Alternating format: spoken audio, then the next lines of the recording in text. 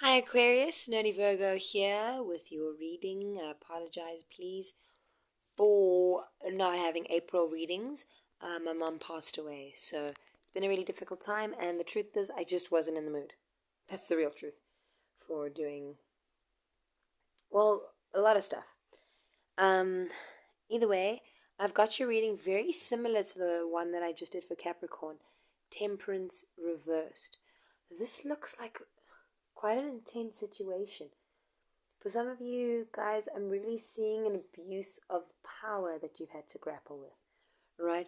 So, I see your present situation that you're feeling like just holding on to everything, you know? I kind of did that with gritted teeth. Like, you feel that you have to hold on to everything. This card has come up a lot. I do know that everybody, perhaps in my collective, but everybody around me, even in my personal life, seems to be going through a period of limbo. Finances seem to be tight for a lot of people too. Um, and so, yeah, a genuine winter. We're going into winter in my part of the world, the southern hemisphere. By the way, I'm in South Africa, so if you're in Joburg and you'd like a personal reading with me, only 120 Rand, you can grab me at one of the alternate tribe markets in Honeydew, Johannesburg. It'd be great to see you there. But moving forward, Aquarius.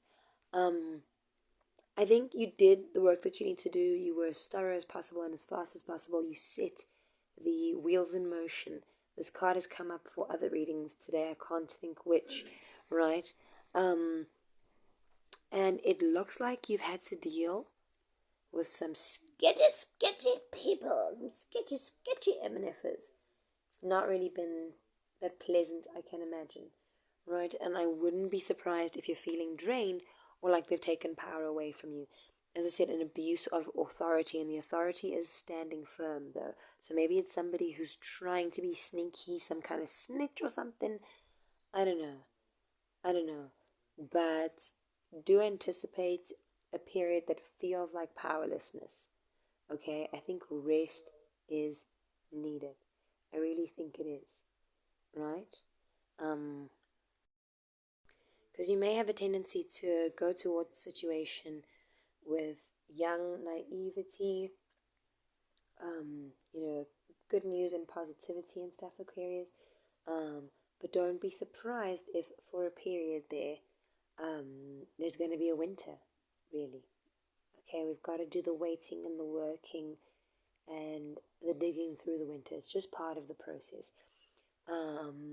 I think you're anticipating, it just sounds so similar to so many people's readings today, anticipating a time of fruition, things standing upright and, falling into place, um, into their rightful place. I can totally see that you have both a hope and a fear of that because you're going to have a lot of new responsibilities, but the final outcome is very, very positive. Okay, I see this as you sitting there as the King of Pentacles, quite comfortable and that kind of thing. Okay, so even if you lose some sense of authority or some sense of power and strength for a moment, that is part of the process.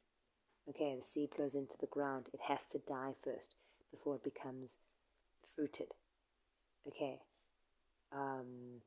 And it's interesting because these roses stood out for me in a way they haven't done before. I don't know if you know that Bette Midler song, The Rose. How do the lyrics go? It's all about love, right? And they go, some say love, it is a river that drowns the tender reed. Talks about people's negative perspectives of love. And then in the end, she says something to the effect of, I say love, it is, it is a hunger, endless aching need. But then she goes, I say love, it is a flower, and you, its only seed. Forgive my singing, but look at this. When the night has been too lonely, and the road has been too long, and you think that love is only for the lucky and the strong, Just remember in the winter, far beneath the bitter snow, lies the seed that with the sun's love in the spring becomes the rose. Right? And so, I mean, that song is about love. Maybe that's relevant to some of you guys. But fruition in general has to go through this winter.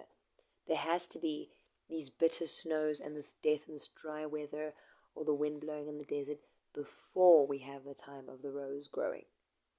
Okay, but roses are hardy, so they'll make it through. Guys, I apologize if not all my notes were there. My heart was totally in the right place. I'm sorry if it was cheesy. I am a cheesy person. I am. I shouldn't apologize for it. We all suck sometimes. But yeah, I don't mean to make light of the situation.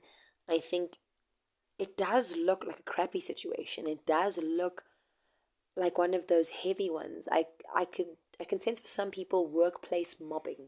You know the kind of bullying that can happen in a workplace where you're the one person who's actually doing the work and all these adolescent like clicky people. Some people who even know mental health language and abuse mental health language to try and frame you as an abuser. When all you were trying to do was ask someone to do their job, can they do A, B, C, D, E, F, G? Do you know? Everybody maybe saying you're nasty and you're mean and you're this and you're that to the point where you're doubting yourself.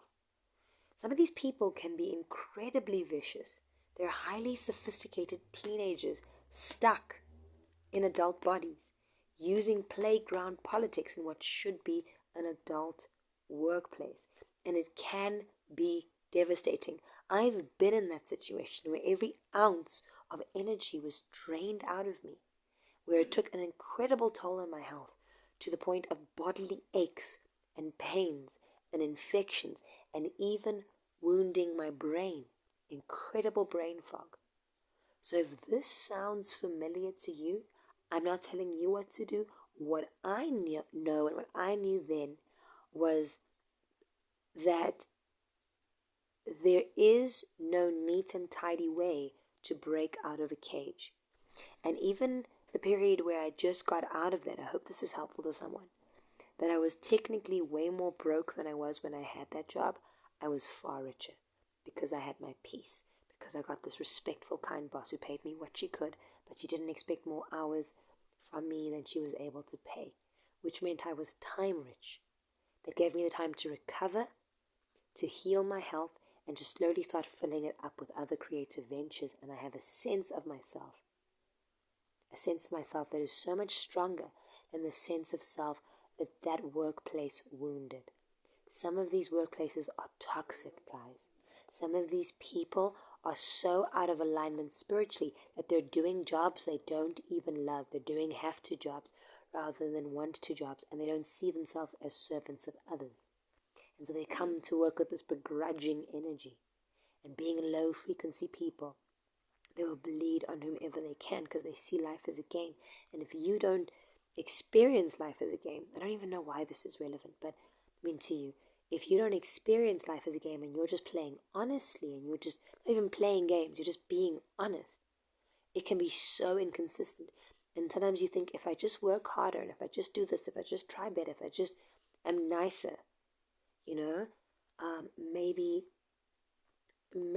they'll come around, they'll see I'm not that bad, they'll see I'm not that threatening. I've had a previous marriage in which that happened. Situations like this with in-laws. If I just work harder and do this and do that. Guys, the if-then doesn't work like that. Stop having fairy tale if-thens. A crap person is going to be a crap person irrespective, okay? And the more you show them humility and kindness, a normal person, when they're being nasty to you, if you show them humility and kindness and show them that you're not a threat, they kind of let their guard down and they realize that you don't have bad intentions, then usually that's a foundation for a healthy relationship.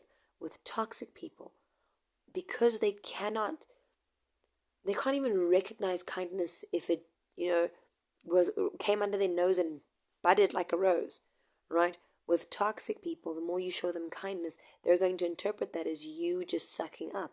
And so they'll go, that means I'm powerful.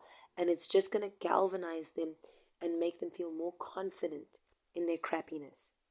You've already paid the price by being called crappy. You might as well pay your dues and be as crappy to them as they deserve. And I know some of you, I feel there's someone I'm speaking to that will never do that.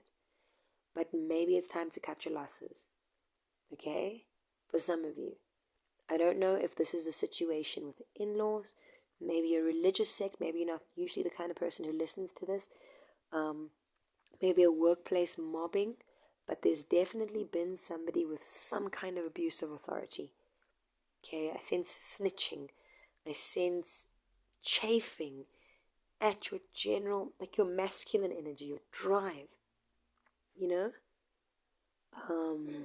and genuine sneakiness, and I don't see a condition that can be positive there. I think cutting one's losses and starting afresh and just biting the bullet and going through the crap you have to go through to get out has a chance of bringing by a summer. Okay, so I know I've said many things, but I have a feeling different ones amongst you need to hear something different. Please take what resonates and leave the rest. When I read tarot, I speak in intentionally abstract ways because I believe the answer's in you. Okay. Damn, this message has made no sense to me. I hope it's made sense to you. Guys, this has been the Nerdy Virgo Tarot signing out. If you are in Johannesburg, South Africa, please meet me in Honeydew at the Rusty Hook for the alternative markets. I'd love to meet you face to face. It's been awesome, and ciao for now.